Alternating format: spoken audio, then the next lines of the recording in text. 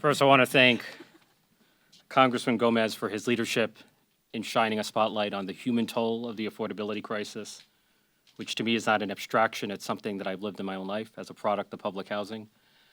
2025 marks the 90th anniversary of the first public housing development, first houses in New York City, owned and operated by the New York City Housing Authority. NYCHA is the largest provider of affordable housing in the country. And I would be homeless. My family would have been homeless were it not for public housing. And my story is not unique.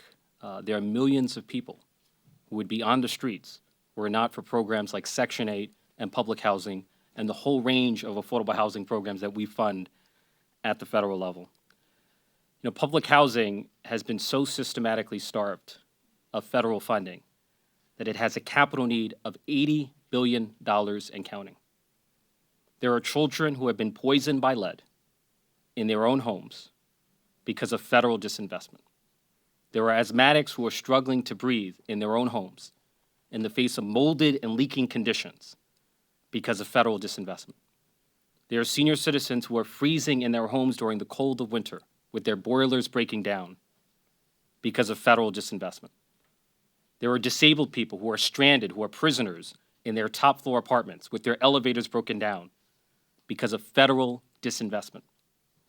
Public housing is a federal obligation, and it's fair to say the federal government has been the worst slumlord in the United States, and it's about to become worse under Donald Trump.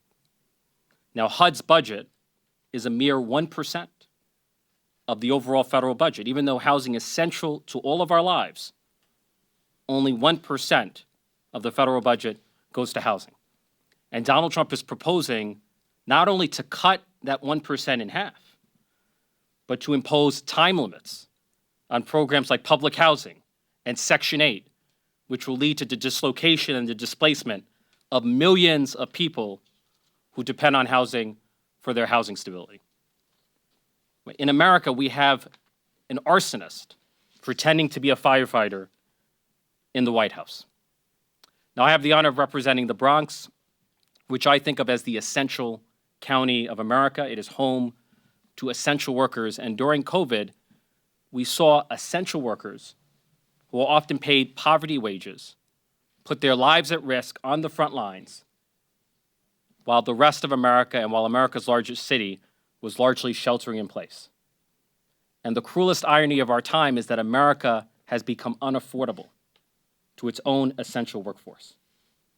The median income in the Bronx is less than a third of the income that you would need to afford the median rent in New York City. Out of 3,000 counties in America, there is not a single county,